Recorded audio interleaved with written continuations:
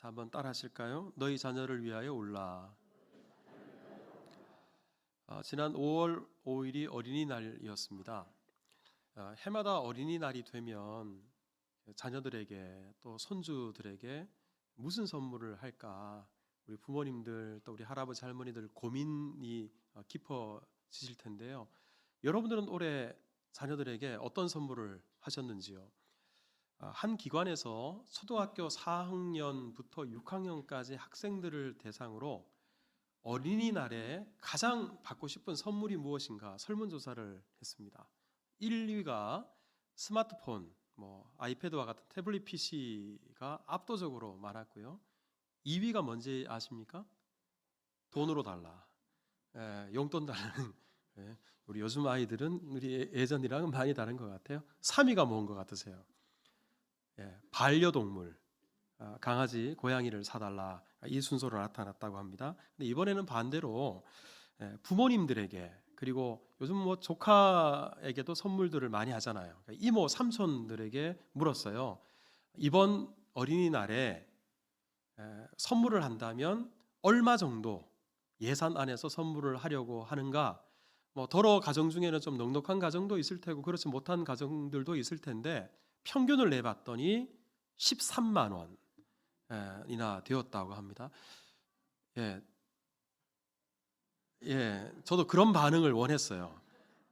그리고 30만 원 이상이 10%가 넘었다고 하더군요. 요즘 물가가 많이 올랐다고 하지만 선물비 지출이 참 크구나, 그런 생각을 했었습니다. 그래서인지 뉴스를 보니까 어린이날 롯데월드, 서울에 있는 놀이공원인데 거기에 매직 패스라고 하는 티켓이 있어요. 이게 뭐냐면 어린이날이 되면 인산인해를 이루고 놀이기구를 하나 타려고 그러면 몇 시간씩 줄을 서야 되잖아요. 근데 이 매직 패스 티켓이 있으면 그냥 바로 입장하는 통로가 따로 있어요. 바로 입장할 수가 있는데 원래 이 매직 패스 10번을 이용할 수 있는 티켓이 9만 원이랍니다. 그러니까 입장료를 제외하고 9만 원을 내면 10번 프리패스로 탈 수 있는 건데요. 어린이날이니까 이 표를 구하려고 해도 못 구하는 거예요. 암표가 돌아다니고 급기야는 그 자녀에게 또 손주에게 주려고 60만 원을 줄 테니까 팔아라.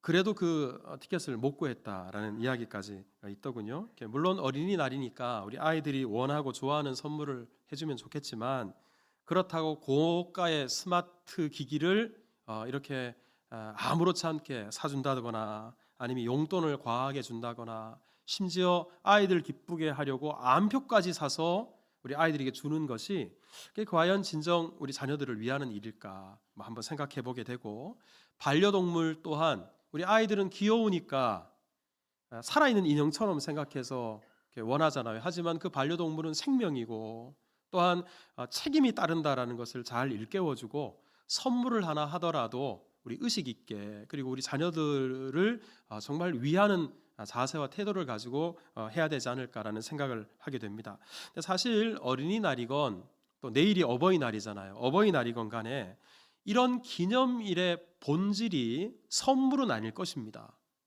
그렇지만 이 기념일 그러면 가장 먼저 선물이 떠올라요. 그러니까 이런 선물보다도 먼저 과연 이 어린이날을 맞아서 우리는 어린이들을 존중하고 있는가, 그리고 건강하게 사랑하고 있는가, 어린이들의 안전을 위해서, 미래를 위해서 우리 어른 세대가 개선해야 할 일은 무엇일까, 또 어린이들을 향한 우리의 태도나 자세가 어떻게 달라져야 되고 작지만 어떤 실천을 우리 자녀들을 위해서 해야 될까, 사실 이런 것을 되새기는 날이어야 되는데 좀 본질이 호도되는 그런 시대를 우리가 살고 있는 게 아닐까라는 생각을 하게 됩니다. 자, 이렇게 우리 자녀들에게 무엇을 해줄까, 어떤 선물을 해줘야 될까라고 생각하는 어린이날, 그리고 오늘이 교회 설교로 어린이 주일인데, 자, 오늘 우리가 읽은 누가복음 23장에서는 우리 예수님께서 우리에게 자녀들에게 우리 부모들이 정말 해줘야 될 게 있다, 정말 주어야 될 선물이 있다라고 말씀합니다. 그게 뭘까? 자, 한번 따라서 해볼까요? 눈물의 선물, 우는 선물, 바로 눈물의 선물, 그리고 부모들이 자식들을 위해 우는 것, 이것이야말로 정말 필요하다라고 예수님께서 말씀하십니다. 오늘 우리가 누가복음 23장을 읽었는데 사실 이 말씀은 고난 주간에 주로 펼쳐서 읽게 되는 본문입니다. 예수님께서 모진 고난과 채찍질을 당하시고 빌라도의 관정에서부터 골고다 언덕까지, 비아 돌로로사라고 하죠. 800m가 넘는 그 긴 언덕길을 십자가를 지고 올라가고 있었습니다. 이때 구경 나온 수많은 사람들이 목에 핏대를 세우면서 예수님을 향해 소리칩니다. 십자가에 못 박아라, 십자가에 못 박아라, 저주를 하고 욕을 퍼붓습니다. 하지만 이들과는 반대로 예수님을 따라가면서 가슴을 치며 통곡하고 우는 사람들이 있었어요. 자, 우리 오늘 28절 읽었습니다만 바로 앞절 27절을 한번 보세요. 백성과 및 그를 위하여 가슴을 치며 슬피 우는 여자의 큰 무리가 따라오는지라 그랬습니다. 많은 여인들이, 한두 명이 아니에요. 큰 무리나 되는 여인들이 예수님을 따라가면서 가슴을 치며 울었다라고 하는데 왜 울었을까요? 왜 이들이 십자가를 지고 올라가신 예수님 보고 울었을까요? 대답은 간단해요. 예수님이 불쌍해 보여서 울었습니다. 아무런 죄가 없는 예수님께서 그 모진 고난을 당하시고 잠시 후에 십자가에 달려 처형당하시게 되니까 얼마나 불쌍합니까? 더구나 그동안에 예수님께 받은 사랑이 얼마고 예수님께 입은 그 은혜가 얼마나 큰데 그 고마우신 분이 만신창이가 된 몸으로 피를 흘리면서 십자가를 질질 끌고 올라가고 계시니까 이거 얼마나 가슴 아프고 얼마나 불쌍해 보였겠어요. 그래서 여인들이 가슴을 치며 통곡하며 예수님을 향해 슬피 울었던 겁니다. 자, 이때 예수님께서 자신을 위해서 울고 있는 여인들을 향해서 피로 범벅이 된 입술을 열어 말씀하십니다. 그게 바로 오늘 본문인데, 예루살렘의 딸들아, 나를 위하여 울지 말고 너희와 너희 자녀를 위해 울어라. 예수님 말씀입니다. 그럼 이 말씀의 의미가 뭘까요? 너희들이 지금 내가 불쌍해서 울고 있지만 내가 보기에 나보다 너희들이 더 불쌍하다. 나보다 너희 자녀들이 더 불쌍하다. 그러니 나를 불쌍히 여겨 울지 말고 너희 자녀들을 불쌍히 여겨서 자녀들을 위해서 울어라. 오늘 본문의 말씀의 초점이 바로 여기에 있습니다. 그러면 예수님은 왜 예수님을 향해 우는 사람들의 자녀들, 그 자녀들이 더 불쌍하다고 하신 걸까? 몇 가지가 있는 이유가 있는데요. 먼저는 장차 닥쳐올 비극 때문에 그렇습니다. 제가 지난 종료주일 때 여러분들에게 말씀을 드렸습니다만 기억하고 계실지 모르겠어요. 주 70년에 로마 장군이었던 티투스가 수많은 로마 군대를 이끌고 예루살렘을 침공해 왔습니다. 그때 예루살렘은 패망하게 되고요. 수많은 사람들이 죽게 돼요. 말씀드린 것처럼 티투스는 예루살렘 성 주변에 흙으로 언덕을 쌓아놓고 그리고 겹겹이 에워쌌습니다. 그 성 안에서 꼼짝달싹하지 못하고 안에만 갇혀 있었던 사람들이 무엇보다도 굶주림, 기갈 이것이 몰아닥쳤는데 거리에도 성 이곳저곳에도 굶어 죽은 시체들이 나뒹굴고 있었고요. 심지어는 사람을 잡아먹는 일까지, 인육을 먹는 일까지 벌어지게 되었습니다. 근데 여러분 사실 사람이 저와 여러분들은 이렇게까지 배고파 본 적이 없어요. 근데 정말 굶주림이 극에 달하면 인간성을 상실해 버려요. 그러니까 사람을 잡아먹는 일까지 예루살렘 성 안에서 벌어지게 됐습니다. 그렇게 버티다가 예루살렘 성벽 한쪽이 무너지자 마치 댐이 터져서 물이 쏟아져 나가듯이 로마 군대가 예루살렘 성 안으로 밀려 들어와서 사람들을 닥치는 대로 죽였습니다. 유대 역사가 요세푸스의 기록에 따르면 이때 죽임을 당한 유대인들이 110만 명이 넘었고요. 또 10만 명 이상이 포로로 끌려갔습니다. 이스라엘에 가면 통곡의 벽이라는 것이 있어요. 사진에 보시면 정면으로 보이는 그 벽이 그 통곡의 벽인데 아마 가보지는 못하셨을지라도 들어는 보셨을 거라고 생각합니다. 이 통곡의 벽이 당시에 유일하게 남은 벽이에요. 그러니까 저기 이 벽 안에는 유대인들의 눈물과 피가 어려 있는 유적인 것이죠. 이때 참상을 예수님께서 예견하시면서 누가복음 19장 44절에 이렇게 말씀하셨어요. 또 너와 및 그 가운데 있는 내 자식들을 땅에 메어 치게 될 것이다. 로마 군대가 예루살렘 성 안에 들어오게 되면 우리 어린아이들 얼마나 가볍습니까? 그러니까 잡고 그 무지막지한 손으로 조금의 자비, 조금의 긍휼도 없이 땅에 메어 내려치면서 죽이는 그런 학살이 벌어지게 될 거라는 거예요. 그러니까 오늘 본문 29절에서는 예수님께서 뭐라고 말씀하시냐 그러면 보세요. 날이 이르면, 자, 그날에 되면 잉태하지 못하는 이, 해산하지 못하는 배, 먹이지 못한 젖이 복이 있다. 이게 무슨 말입니까? 차라리 자식 없는 사람이 복이 있다. 이 말이 무슨 말인지 알게 될 거다. 여러분, 사실 내가 고통당하고 내가 죽임을 당하는 것도 힘든 일이고 끔찍한 일이지만 자식이 고통당하는 것을 바라보는 부모의 심정, 자식이 죽어가는 것을 바라볼 수밖에 없는 부모의 심정은, 이것은 비교가 안 되죠. 그러니까 차라리 자식을 낳지 않은, 자식이 없는 부모가 이때는 훨씬 더 복이 있다 싶을 정도로 그 끔찍한 일이 예루살렘에서 벌어지게 될 것이다라는 겁니다. 자, 이런 일이 여러분 추후 70년에 벌어지게 될 거니까 예수님이 십자가 지실 때가 33세 때, 그러니까 앞으로 40년이 퇴되질 않아서 이런 끔찍한 일을 너희들이 당하게 될 것이다. 그러니 지금 너희들이 나를 불쌍히 여겨서 울 것이 아니라 너희 자식들을 불쌍히 여겨서 너희 스스로 자식들을 위해서 울어야 될 것이다. 예수님께서 말씀하신 겁니다.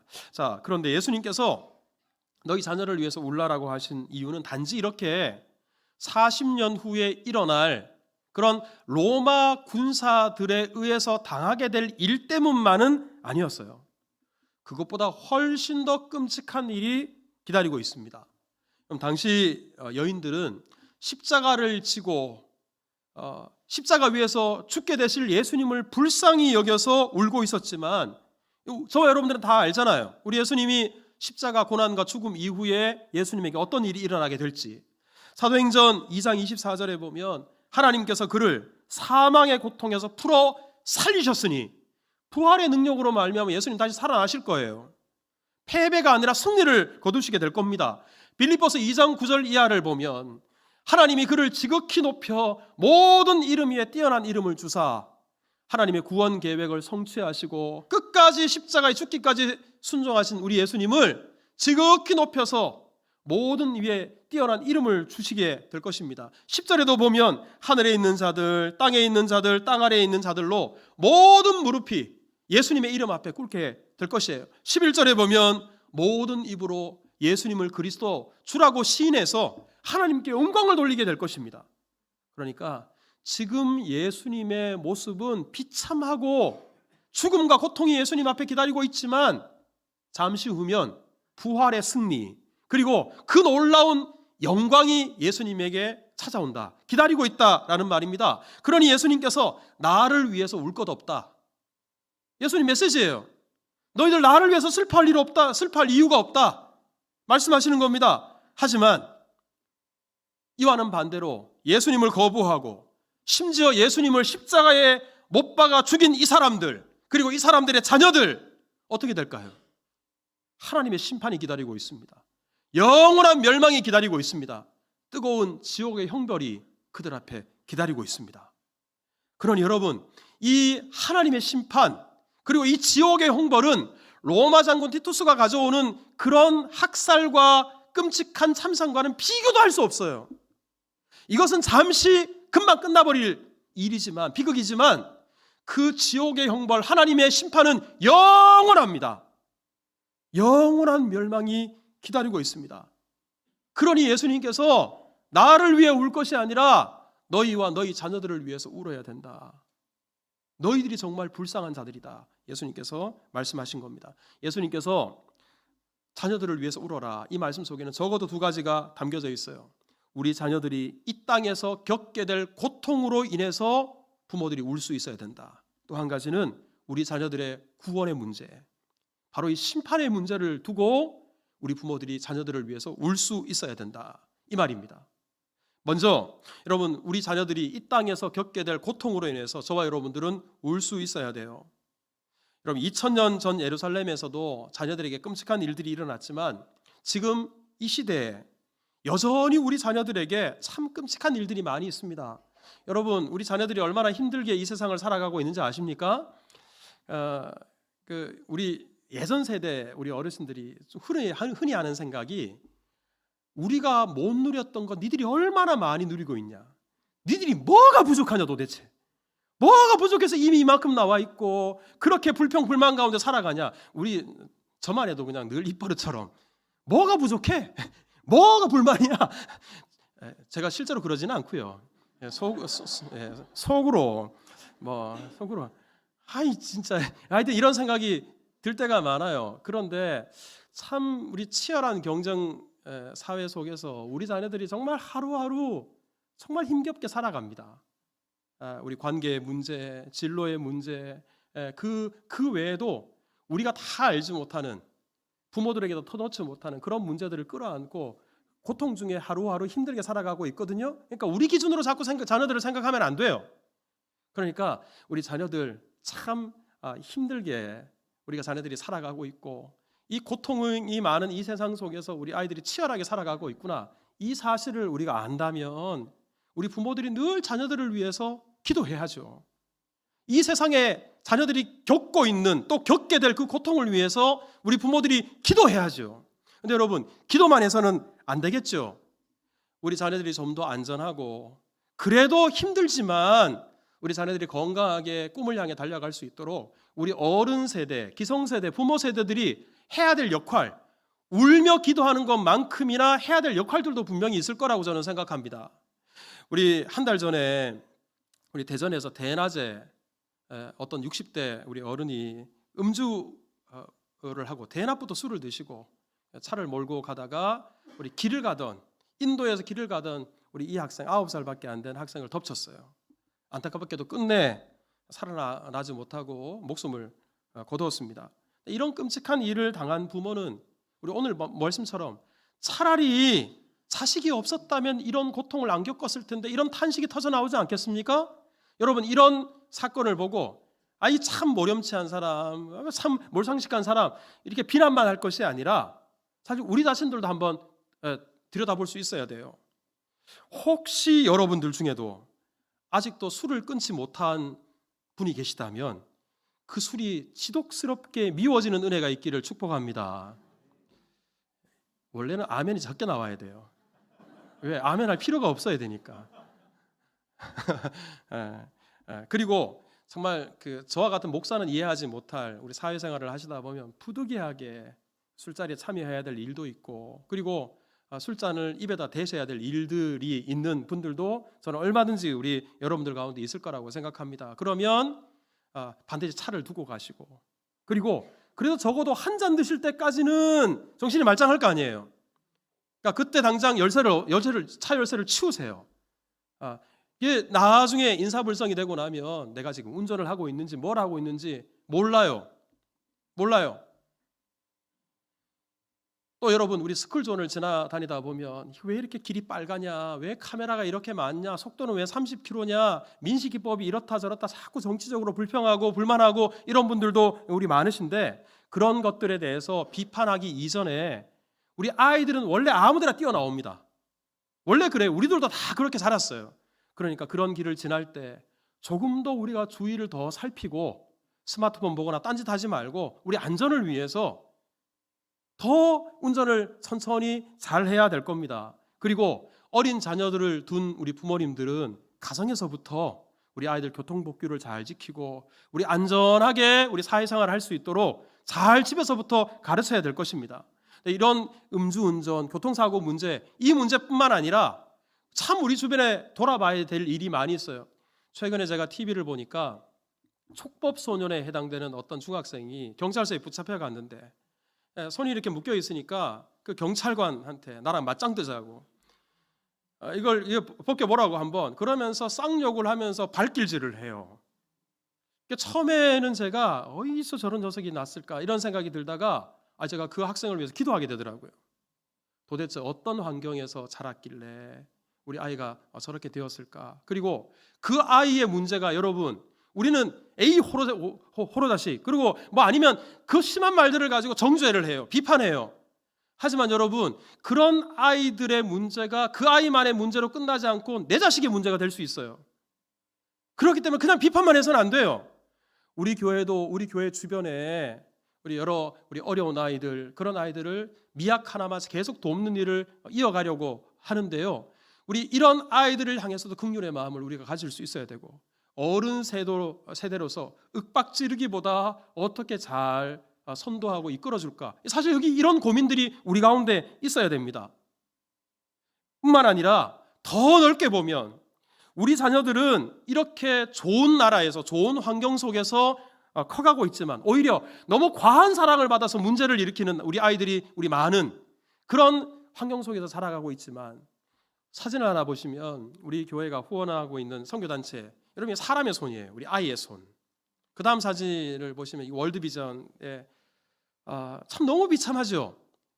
지금도 지구 반대편에는 또 여러분들이 후원하시는 그 돈이 이런 불우한 아이들, 어려운 아이들, 미래를 향한 꿈은 고사하고 당장 생존을 염려해야 될 이런 아이들도 우리 가운데 얼마든지 있어요. 여러분 내 새끼도 물론 귀하지만 우리 이런 어린 생명들도 다 우리 하나님의 생명이고 하나님의 자녀들이잖아요.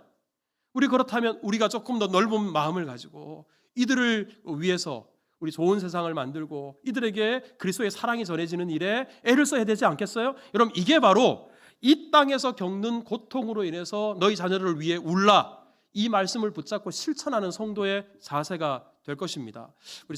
우리 오늘까지 우리 컴패션을 비롯한 컴패션 월드비전 그리고 우리 기아 대책을 통해서 우리 교회가 한 70여 명의 학생들을 섬기고 있는데 한 달에 5만 원씩은 부담이 될 거예요. 하지만 우리 한 달에 10,000원, 2만 원은 마음의 문제일 거예요. 그리고 돈이 있는 곳에 우리의 마음이 있기 때문에 단돈 5,000원이라도 우리가 후원하는 아이를 위해서 기도하게 되잖아요. 이거 얼마나 귀한 일입니까? 자식 사랑, 내 자식뿐만 아니라 그 하나님의 사랑을 실천하는 그런 일이 될 것이고 자녀들을 위해서 울라는 말씀에 순종하는 삶이 될 것입니다. 우리 이 땅에서 고통당하고 있는 자녀들을 위해서 울 줄 아는 우리가 다 될 수 있기를 주님의 이름으로 축복합니다. 우리 두 번째는 우리 자녀들의 구원의 문제, 우리 영혼의 문제를 위해서 우리가 울 수 있어야 돼요. 리차드 백스터라고 하는 유명한 청교도 목사님이 계십니다. 저도 이분을 참 좋아해서 이분의 책들을 거의 사서 읽었는데 이분이 회심이라는 책을 썼어요. 부흥가 개혁사에서 나오는 우리 회심이라는 책인데요. 이 책 안에 보면 이런 문구가 있어요. 회심하지 못한 사람의 영혼을 위해 울지 못하는 사람은 회심하지 못한 사람보다 더 불쌍한 사람이다. 이게 무슨 말인지 알겠어요? 구원받지 못하는 사람을 불쌍히 여기는 마음이 없는 사람, 그래서 그 사람을 위해 울 줄 모르는 사람, 그 사람은 그 자신의 구원도 과연 구원받는 믿는지 심각하게 점검해 봐야 됩니다. 그래서 오히려 더 불쌍한 사람일 수 있다는 거예요. 여러분, 나와 상관없는 믿지 않는 사람들을 향해서도 이렇게 울지 못하는 것이 문제라면 하물며 내 자식일까? 내가 낳은 아들, 딸일까? 우리 이렇게 생각해 보면 정말 숙연해져요. 오늘 예배하는 여러분들 중에는 자녀들을 위해서 울어보신 적이 있으십니까? 물론 우리 자녀들이 속썩여서 울어보신 분들은 있으시겠지만 정말 자식의 구원의 문제, 영혼의 문제를 위해서 눈물로 기도하고 울어보신 적이 언제였습니까? 우리 다 아는 이야기잖아요. 어거스틴의 어머니 모니카 여사가 아들이 방탕하게 아무리 기도해도 돌아오질 않으니까 한 번은 암브로시우스라는 감독을 찾아가서 제발 우리 아들 돌아오도록 도와달라고 매달렸어요. 그랬더니 암브로시우스가 유명한 말을 남겼죠. 걱정하지 마세요. 눈물로 기도하는 자식은 절대로 망하지 않습니다. 자, 한번 따라서 해보세요. 눈물로 기도한 자식은 망하지 않는다. 그리고 하나님께서 결국 그 기도를 들으셔서 우리 교회 역사 가운데, 기독교 역사 가운데 위대한 하나님의 사람으로 어거스틴을 변화시키셔서 사용하셨죠. 이 이야기를 우리가 다 알고 있어요. 근데 알기는 아는데 우리는 이 모니카 여사처럼 자식을 위해서 눈물의 씨를 뿌리지 않습니다.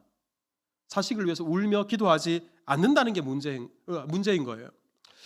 저를 비롯해서 아마 오늘 예배하는 많은 분들 중에 유아 세례, 우리 자녀들 유아 세례를 우리 받게 하신 가정들이 많을 거라고 생각을 합니다. 사실 유아 세례는 자녀가 서약을 하는 게 아니라 부모가 서약을 하죠.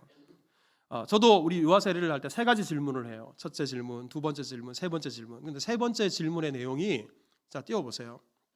유아 세례 질문입니다. 자, 제가 읽을 테니까 잘 들어보세요.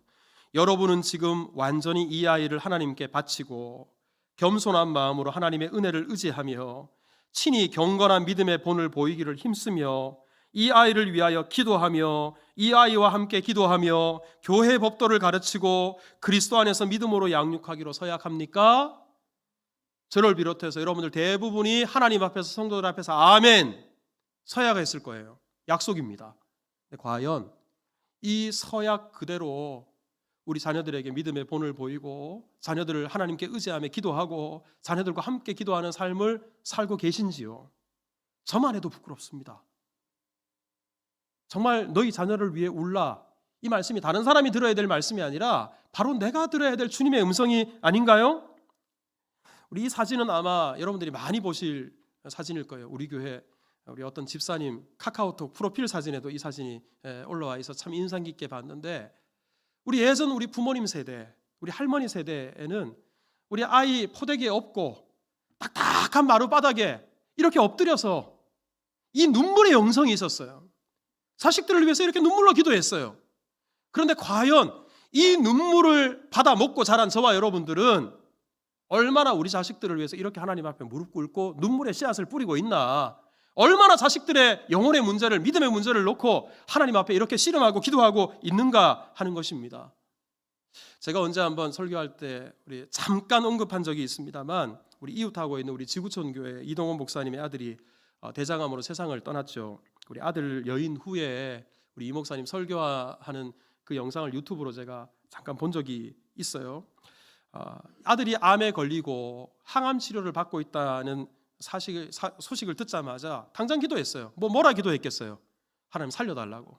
이거는 뭐 누구나 마찬가지일 겁니다. 그런데 살려달라고 기도하다가 암으로 얼마나 많은 사람들이 죽어가는데 내 아들도 이 암으로 죽을 수 있겠다라는 생각, 이제 현실의 문제가 다가온 거예요. 그러자 자연스럽게 회개 기도가 나오기 시작하더랍니다. 내 아들을 정말 하나님을 사랑하는 자로 키웠나? 아들이 로스쿨을 1등으로 졸업했을 때 어떤 일보다 기뻐하고 자랑스럽게 생각했으면서도 아들이 진지하게 신앙생활하는 것을 가지고 왜 더 기뻐하지 못했나?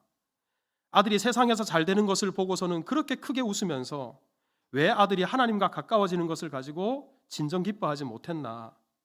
교회 청년들이 좋은 대학에 들어갔다는 소식을 들으면서 큰 소리로 축복하고 기도하면서 대학에 떨어진 청년들을 위해서 왜 함께 아파하며 함께 기도하지 못했나? 이런 회개의 기도가 나오더라는 거죠. 절로 고개가 끄덕여지고 심금을 울리는 그런 말씀이 아닌가 싶어요. 얼마 전에 제가 아이들과 가정 예배를 드리면서 마침 그날 제가 오전 예배 때 예수님의 마지막 유언에 대해서 설교를 했거든요. 그리고는 집에 돌아갔던 터라 아이들한테 제가 그렇게 말을 했어요. 내가 만약에 죽는다면, 그래서 내가 너희들에게 딱 한마디만 남길 수 있다면 아빠가 너희들에게 하고 싶은 말은 한 가지다. 벌써 정리했다. 예수님 잘 믿어라. 나 이 말하고 죽을 거다. 내가 그렇게 자녀들에게 말했어요. 진심이에요. 뭐 애들한테 쇼한 거 아닙니다. 정말 진실된 저의 고백이에요. 하지만 제가 그 말을 해놓고 그날 밤에 가만히 그 말을 곱씹어 보니까 애들한테 말로는 아빠의 마지막 유언이 예수 잘 믿어라 이 말인데, 과연 삶 속에서 내가 얼마나 우리 아이들한테 예수님 강조했나? 그 아이들 믿음을 위해서 내가 얼마나 노력하고 얼마나 애를 썼나라고 생각해 보니까 이제 얼마나 부끄러운지, 그 말이 오히려 내가 그 말을 왜 했을까 이런 생각이 들어요. 우리 아이들 데리고 휴가 때 이번에 어디 놀러 갈까? 어디 맛있는 거 먹으러 갈까? 뭐 사주면 애들이 좋아할까? 이 생각은 하면서 우리 아이들이 믿음이 자라고 예수님 사랑하고 하나님과 가까워지는 이 문제를 가지고 너무 고민하지 않는 거예요. 당연한 줄 알았어요. 하지만 우리 아이들이 커가면서 이게 얼마나 부끄러운지, 목사인 내가 그렇다면 우리 성도님들 가정은 어떨지. 사실 오늘 이 말씀은 여러분들보다 제가 먼저 듣고 제가 먼저 이 말씀 붙잡고 회개해야 될 말씀이라고 저는 믿어요. 나를 위해 울지 말고 너희와 너희 자녀를 위해 울어라. 예수님께서 바로 나에게 주시는 이 말씀인 줄 알고 지금까지는 그렇게 하지 못했다면 우리 자녀들을 위해서 적금 붓는 것도 중요하죠. 하지만 아파트 청약 우리 아이들 해놓는 거 중요하죠. 눈물의 씨를 뿌리고 우리 아이들의 구원과 영혼의 문제를 위해서 애타는 심정으로 무릎 꿇어 기도할 줄 아는 우리 저와 여러분들 다 되실 수 있기를 주님의 이름으로 축복합니다.